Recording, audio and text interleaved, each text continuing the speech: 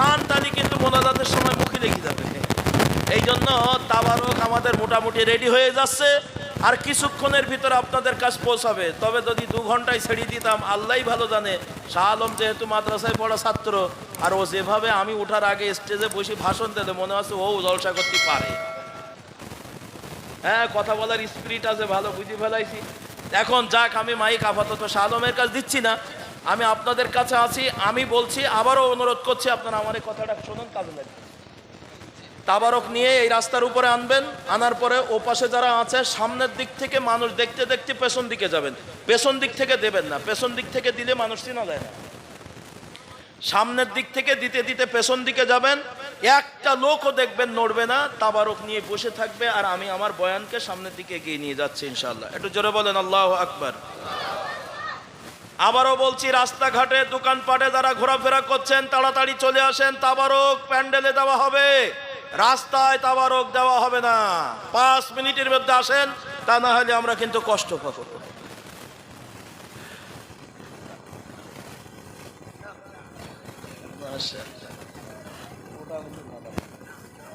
জি, একটু জোরে আওয়াজ দেন, নারায়ে তাকবীর।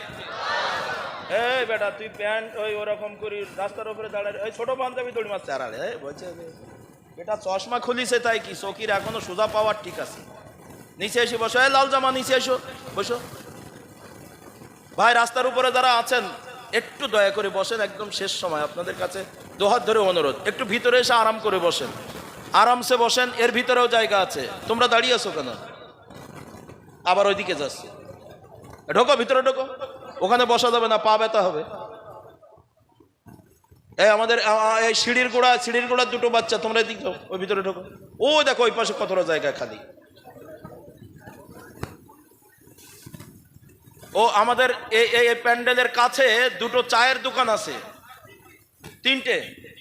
2-3টা চায়ের দোকান আছে। চায়ের দোকানদার ভাইরা, আপনি আজকে আল্লাহর কাছে কি জবাব দেবেন? আচ্ছা, আপনারা এখানে যারা এসেছেন বলেন তো, মাহফিলে এসেছেন কাকে খুশি করার জন্য? আর চায়ের দোকানদাররা এসে কি জন্য? তাহলে একে মাহফিলে এসেছে বটে, উদ্দেশ্য ভিন্ন। কি কথা বলেন, ঠিক না বেঠিক?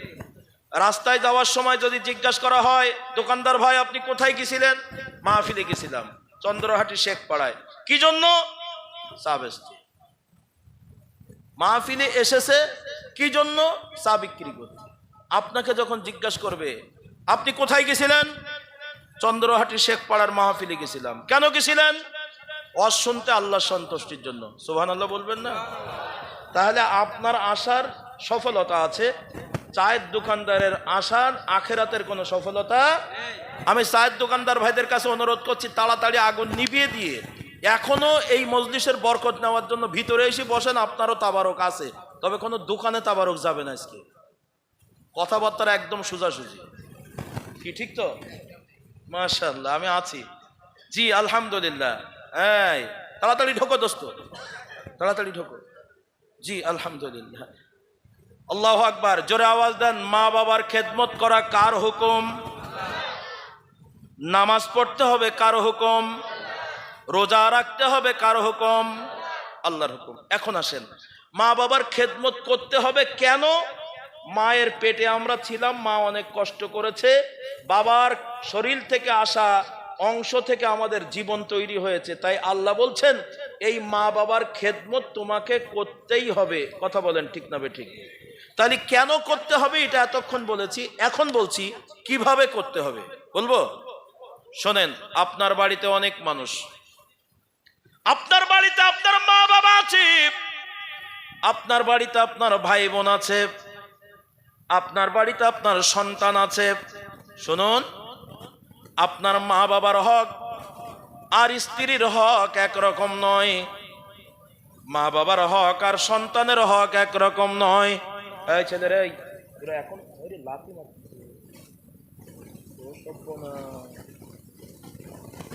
এই আসতে, তুই তো ভালো মানুষ, বিরাট হাসতেছিস যে গোনা গোনা, ওই দলের লিডার তো তুই।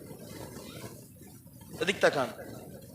সন্তানের হক একরকম, মা বাবার হক আর একরকম, স্ত্রীর হক আর একরকম, ভাই বোনের হক আর একরকম, প্রতিবেশীর হক আর একরকম, উস্তাদের হক আর একরকম। কষ্ট হচ্ছে আপনাদের? মা বাবার হকটা কেমন? মা বাবার হকের ব্যাপারে আমার আল্লাহ বলছেন ওবিল ওয়ালিদাইনি ইহসানা,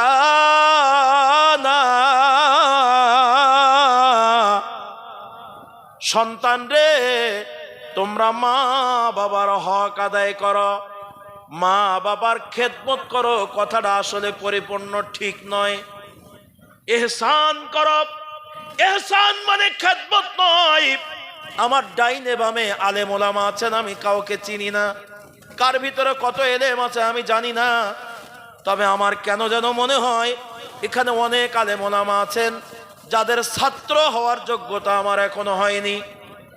তবে বড় দুঃসাহস নিয়ে কোরআনুল কারীমের একটা ছোট্ট শব্দ পড়েছি, দুইটা বিষয় বলেছি, ব্যাখ্যামূলক আলোচনা করতে যেয়ে বলছি আমার আল্লাহ বলছেন অবিল ওয়ালিদাইনি, হে সন্তানেরা তোমার পিতামাতার ইহসানা, ইহসান করো বাপ।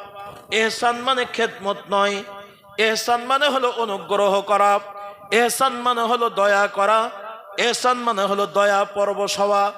আসেন বোঝার জন্য বলছি আমার ভাইজান, মা বাবার খেদমতের গ্রেডটা কত বেশি।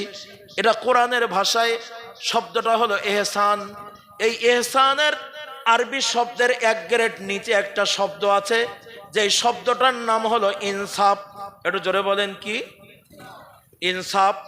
ইহসানের চেয়ে এক সিঁড়ি নিচে, ইহসানের চেয়ে এক সিঁড়ির নিচে যার নাম হলো ইনসাফ। ইনসাফ মানে যদি জিজ্ঞাসা করে আপনারা সবাই হয়তো বলতে পারবেন ইনসাফ মানে হলো ন্যায় বিচার, যার যেটা পাওনা তাকে সেটা দিয়ে দেওয়া, এটার নাম হলো ইনসাফ। একটু শোনেন, শোনেন, আমার আল্লাহ বলেন অবিল ওয়ালিদাইনি ইহসানা, ইনসাফের চেয়ে আরো এক গ্রেড উপরের নাম হলো ইহসান। এখন আসেন ইনসাফ কাকে বলে এটা বুঝতে পারলে ইহসান বুঝতে পারবেন। খুব সহজ কথা শুনুন, আপনার বাজার থেকে হঠাৎ করে, আপনাদের বাজার এখান থেকে কত দূর? 2-5 মিনিটের রাস্তা হেঁটে, এইবার তো 10 মিনিট বেরিয়ে গেল। আসেন বোঝার জন্য বলছি, আপনার বাজার ধরে নেন 1 কিলোমিটার দূরে, এটা বোঝার জন্য বলছি, নাও মিলতে পারে হিসাবে। তাফসীর বোঝার জন্য বলছি, তাফসীর শব্দের অর্থ হলো কোনো ঢেকে রাখা জিনিসটাকে খুলে দেওয়া। কোরআনের ভিতরে আমার আল্লাহ কি বলেছেন ওটাকে আপনাদের সামনে খুলে দিচ্ছি, চোখে পর্দা থাকার কথা না। লক্ষ্য করুন, আল্লাহু আকবার। আপনার বাজারে হঠাৎ করে পেঁয়াজের দাম কমে গেছে 20 টাকা, এখন তো মনে হয় 40-45 টাকা চলছে নাকি 30 টাকা। হঠাৎ করে বাজারে পেঁয়াজের দাম 20 টাকা, আজকে কিন্তু না, এমনি বোঝার জন্য বলছি। এখন আমার চাচাজি মুরব্বী মানুষ, ছেলে কটা? আরে আব্বা আপনি বলেন আপনার ছেলে কটা? তাই আমার শাহ আলম ভাইয়ের আব্বা চাচাজি বাজারে, সব এই পরিবারের মধ্যেই বলি, বাজারে যাওয়ার পরে শুনছে পেঁয়াজের দাম এখন 20 টাকা। তাড়াতাড়ি বুড়ো মানুষ দোকানদারের কাছে দিয়ে বলছে তোর পেঁয়াজ কত আছে? বলছে 1 মণ মতন হবে। বলছে মাপ। বাজারের মধ্যে 4টা ছেলে কে আসছে জানি না, দরদি বাবা, সংসার চালানোর গতি বোঝে, তাই 1 মণ পেঁয়াজ 1 বস্তার ভিতরে মেপে নিয়েছে। ইচ্ছা হলো বাড়ি যাওয়ার পরে 10 কেজি করে 4টা ছেলের ভাগ করে দেব। এখন পেঁয়াজ মাপা হয়ে গেল, বস্তা বান্ধা হয়ে গেল, দোকানদারের টাকা দেওয়া হলো, দোকানদার এখন চলে যাবে। চাচা এখন পেঁয়াজের বস্তা নিয়ে দাঁড়িয়ে আছে, কারণ উনি মুরব্বী মানুষ, মাথায় নিয়ে বাড়ি আসার ক্ষমতা। এখন কি করবে? বিপদে পড়ছে। বাজারে এক শ্রেণীর কুলে পাওয়া যায়, মুটে পাওয়া যায়, শ্রমিক পাওয়া যায়, ভাষা বোঝা যায়। একজন এসে বলছেন চাচা এই পেঁয়াজের বস্তা আপনার? আমি চিনেছি শাহ আলমের আব্বা। বলছে হ্যাঁ। তুই যে ভালো খোকা। বলছে তোমার সেদিন আমি চিনি। বলছি খুব ভালো, তো তোমার বাড়ি আমি পৌঁছায় দেব। ও চাচা তুমি আমার কয় টাকা দেবা? চাচা যে ডাক দিয়ে বলছেন বেটা রে, যদি এই বস্তাটা আমার বাড়ি বয়ে দাও তাহলে কেজি প্রতি 1 টাকা দেবো, মানে 40 কেজিতে কয় টাকা? চাচা চিন্তা করছে 30 টাকার পেঁয়াজ 20 টাকায় কিনলাম, 1 টাকা খরচ, তাই 21 টাকা পড়লো, তো কেজিতে 9 টাকা লাভ। চল বেটা। বাজারের গরিব মানুষটা মাথায় করে নিয়ে পেঁয়াজের বস্তা বাড়িতে নিয়ে চলে আসছে। আসার পরে বস্তাটা নামাইছে। ওই শ্রমিককে যদি 40 টাকা দিয়ে দেওয়া হয়, এটার নাম হলো ইনসাফ। কথা কি বোঝা গেল? কিন্তু শাহ আলমের আব্বা অর্থাৎ চাচাজি আমার বলছে, এই বেটা আমার চিনিস আর আমার সাইজ ছেদি, এই নে 30 টাকা দিলাম, বাড়ি যা। তখন বিপদে পড়িলাম তাই বলিলাম 40 টাকা। এখন গরিব মানুষটা বলছে, চাচা এ কেমন কথা, আপনি 40 টাকা বলেন, 30 টাকা দেবেন কেন? বলছে দিচ্ছি নিদা, আর নাহলে যেটা দিচ্ছি ওটাও ফেরত দে। ও গরিব মানুষ চাচার দাপটের ভয়ে আস্তে করে 30 টাকা নিয়ে চলে গেল। এই যে কম দিলেন, এটার নাম হলো বেইনসাফ। এটার নাম কি? কোরআনের ভাষায় তার নাম জুলুম। কোরআনের ভাষায় এর নাম জুলুম। আমরা পরিভাষাগত বলি কম দিয়েছেন, এর নাম বেইনসাফ। যা পাওনা তাই দিয়েছেন, তার নাম, জোরে বলেন জোরে বলেন, ইনসাফ। যা পাওনা তাই দিয়েছেন নাম। সারা জীবনে ওয়াজ আর লাগবে না, বলেন জোরে বলেন। যা পাওনা তাই দিয়েছেন ইনসাফ, কম দিয়েছেন বেইনসাফ।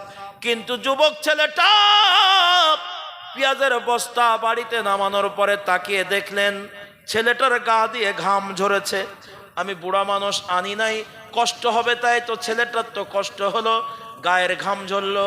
ছেলেটা গরিবের সন্তান, ছেলেটা আমার ছেলেদের চেয়ে শক্তিতে দুর্বল, তাই ওই ছেলেটার কষ্টের দিকে তাকাইয়া তার কষ্টের কথা মনে করে ওই গরিব লোকটার পরে দয়া করে মায়া করে 40 টাকা না দিয়া দয়া করে মায়া করে আরো 10টা টাকা বাড়িয়ে দেন। এই দয়া করে মায়া করে তার কষ্টের কথা মনে করে অতিরিক্ত 10টা টাকা বাড়িয়ে দেওয়ার নাম হলো ইহসান। বুঝাইতে পারি নাই? এটা জোরে বলেন। দয়া করে বেশি দিলে তার নাম, যা পাওনা তাই দিলে ইনসাফ। কম দিয়েছেন বেইনসাফ। আমার আল্লাহ বলছেন নট ইনসাফ, নট বিইনসাফ। আমি আল্লাহর জান্নাত যদি পেতে চাও, ওয়াবিল ওয়ালিদাইনি ইহসানা।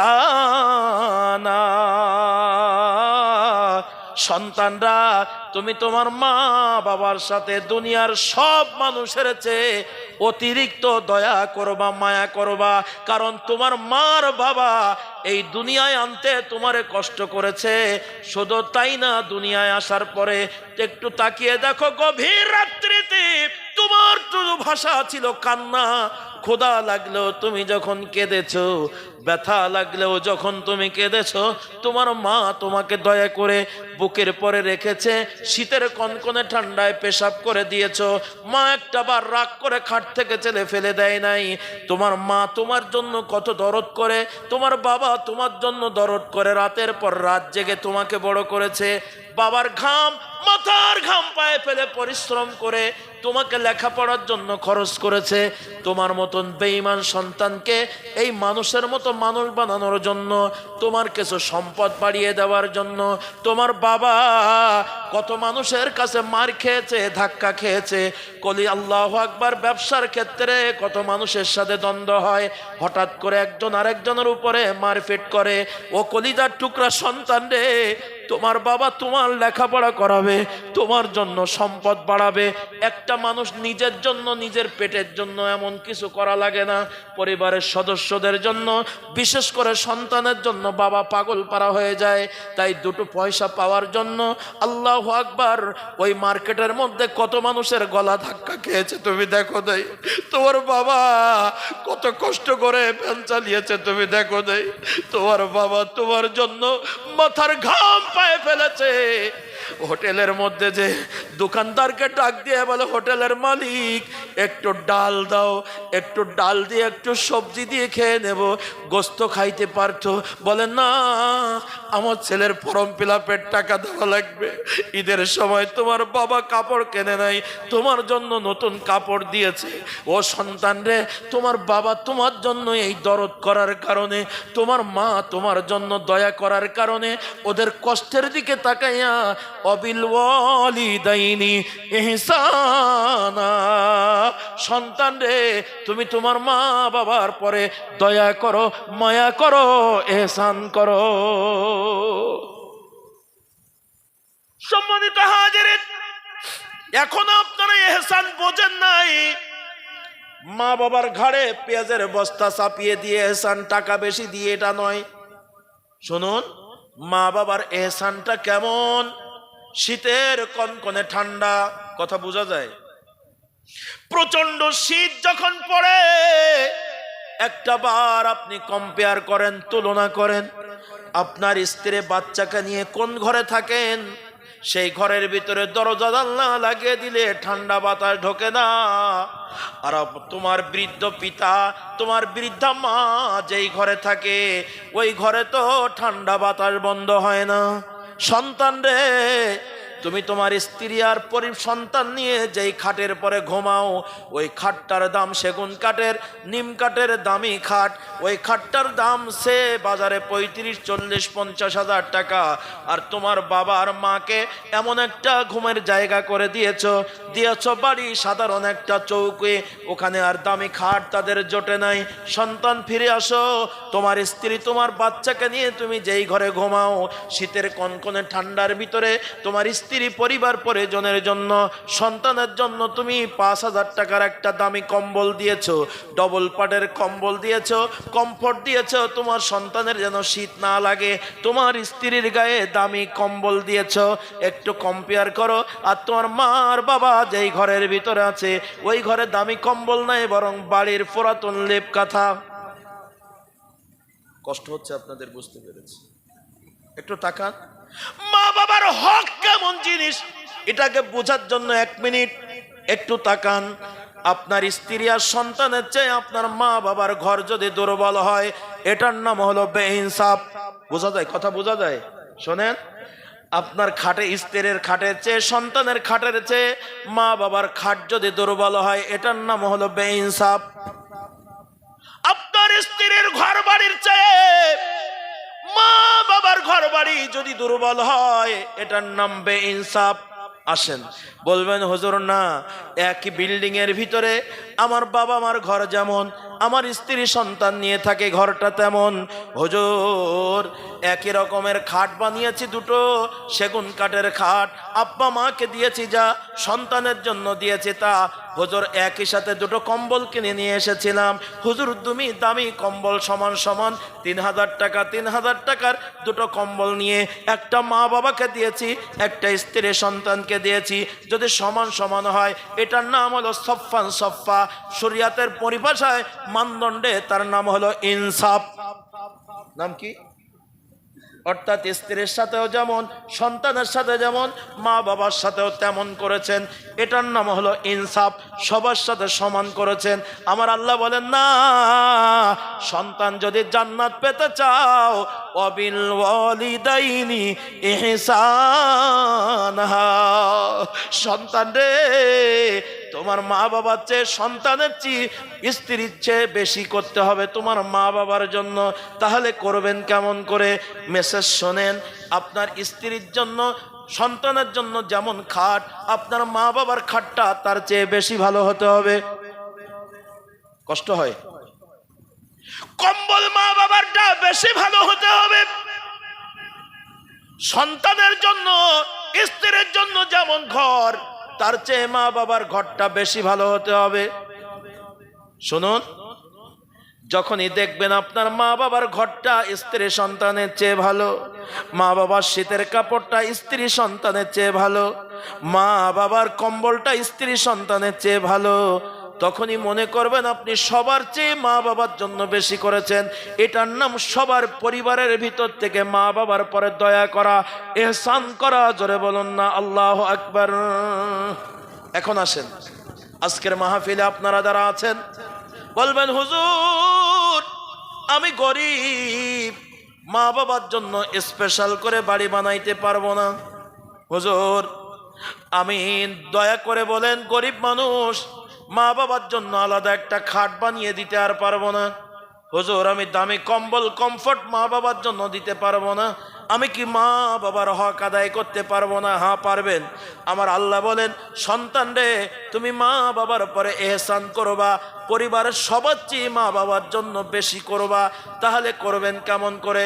আমি আব্দুস সামাদ আজাদ আজকে শরিয়াতের ডাক্তার হয়ে বসেছি, একটা প্রেসক্রিপশন দেই, আমল করবেন তো জান্নাত পেয়ে যাবেন। কি প্রেসক্রিপশন? প্রেসক্রিপশন নম্বর 1, আজকে যখন বাড়ি যাবেন, খেয়াল করেন, আজকে বাড়ি যাবেন, বাড়ি যাওয়ার পরে আপনাদের বাবা আর মা কোথায় ঘুমিয়ে আছে একটু হিসাব মিলাবেন। কোথায় থাকে? আপনার স্ত্রী আপনার বাচ্চা কোন ঘরে থাকে? আপনার স্ত্রী আর বাচ্চাকে দামি ঘর থেকে বের করে আনেন। কলিজার টুকরা সন্তান রে, কষ্ট নিও না বাবা। আজকে বাংলাদেশ থেকে আল্লাহর একটা গোলাম এসেছিল, মা বাবার হক কেমন জিনিস বুঝাইতে যে বলেছে, ও সন্তান তুমি যদি দুনিয়া থেকে চলে যাও, এখন মারা যাও, সন্তান রে তুমি যদি আমার ছেড়ে বহু দূরে চলে যাও, আল্লাহ দিলে আমি আবার সন্তানের বাবা হতে পারবো। প্রিয়তমা স্ত্রী কষ্ট নিও না, তুমি যদি আমাকে ছেড়ে চলে যাও, তুমি যদি মারা যাও, আল্লাহ রহম করলে আমি আবার আমার ঘরে স্ত্রী আনতে পারবো। স্ত্রী তোমাকে বিদায় দেওয়ার পরে আবার আমার ঘরে স্ত্রী আনা সম্ভব। সন্তান তুমি মারা গেলে আমার ঘরে আবার সন্তান আসা সম্ভব। কিন্তু আমার মা আমার বাবা এত দামি, যেদিন আমার ঘর থেকে নেমে যাবে, ওই মা আর বাবা কবর পাড়ে যদি একদিন চলে যায়, আর কোনোদিন পৃথিবীতে বেঁচে থাকা অবস্থায় ওই দরদি মা আর বাবা ঘরে আনা সম্ভব নয়। কথা আওয়াজ দিয়ে বলেন, ঠিক না বে ঠিক? তাই আপনার স্ত্রী আর বাচ্চাকে এরকম নরম মিজাজে ঝাঁকুনি না দিয়া, বকুনি না দিয়া, ওদের মাথায় বুসটা দিয়া চলে আসেন। স্ত্রী আর সন্তানের হাতটা ধরে মায়ের কাছে নিয়ে আসেন, বাবার কাছে আসেন। দুর্বল ঘর, দুর্বল খাট, দুর্বল কম্বল যেখানে আছে, এসে মায়ের কাছে চলে আসেন। মা, আব্বা গো, বুঝতে পারি নাই তোমরা এত দামি। আজকের কোরআনের মাহফিল থেকে, আজকের তাফসীর থেকে শুনে বুঝে এসেছে তোমরা কত দামি। ও মা, তুমি মাফ করে দাও মা। আব্বা গো, তুমি মাফ করে দাও, আর ভুল হবে না মা, আর ভুল হবে না বাবা, আমাদের সাথে চলে আসো। স্ত্রী আর বাচ্চাকে নিয়ে মা বাবার সেই দুর্বল ঘর, দুর্বল খাট আর দুর্বল কম্বল বরাদ্দ করে দিয়ে মা আর বাবার হাতটা ধরে আপনার সেই সাজানো গুছানো দামি ঘর, দামি খাট, দামি কম্বল বরাদ্দ করে দেন। 1 মিনিট শোনেন, আপনার এই সুন্দর পরিবেশটা ম্যানেজ করার কারণে 1 মিনিটে কম্পেয়ার করে দেখেন। এখন টাকা লাগে নাই, কোনো পয়সা লাগে নাই, কোনো পরিশ্রম লাগে নাই, শুধুমাত্র ঈমানটা বাড়াইয়া একটু মাত্র হিকমত করলেন। করেই কি দেখলেন? দেখলেন আপনি একটা, এদিকে তাকান, দেখলেন আপনি একটা, সেটা হলো আমার মা বাবার জায়গাটা ভালো হয়ে গেছে স্ত্রী বাচ্চার জায়গার চেয়ে। কথা বলেন, ঠিক না বে ঠিক? এই রাত্রে যদি আপনার মৃত্যু হয় ভাইজান, এই রাত্রে যদি আপনার মৃত্যু হয়, আপনার স্ত্রী সন্তানের চেয়ে মা বাবার জায়গাটা দামি বানিয়ে দিলেন। এই মুহূর্তে যদি আপনার মৃত্যু হয়, তো আপনি মা বাবার হক আদায়কারী সন্তান, আপনি জান্নাতি। পারবেন? আজকে রাত্রি বাড়ি যেয়ে কি এ কাজ করা সম্ভব? কষ্ট, কথা বলে না, সম্ভব? পারবেন? কেউ কেউ কথা কয় না, কয় হুজুর ইনশাল্লাহ পারবো না। কেন পারবেন না? বলবেন হুজুর আমার বাড়ির প্রাইভেট মাস্টার ভালো না। বোঝেন না? প্রাইভেট মাস্টার বুঝতে পারেননি? মানে এই বউ, বিবি, গিন্নি, বাড়ির ম্যানেজার। হুজুর আপনি জানেন না, নতুন মানুষ এই গ্রামের মানুষ জানে আমার বউ কত নম্বর তেঁতুল। হুজুর আপনি জানেন না? তাই আমি যদি এখন বাড়ি যাই আমার বউ আর বাচ্চাকে নিয়ে মা বাবার কাছে যেতে চাই, আমার স্ত্রী এমন এক বেতাল বেকাহারের তেঁতুলির কাঠের মতো বেকা, ও ছাগলের মতন খুঁটো মেরি দাঁড়াবে, সামনে যাবে না। এ ছাগলের চরিত্র জানেন? কথা কয় না।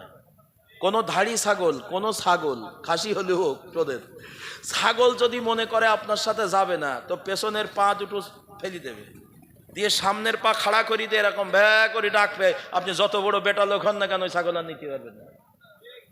কি কথা কন ঠিক না বে ঠিক? আজকে বাড়ি যাওয়ার পরে আপনার স্ত্রীকে হাত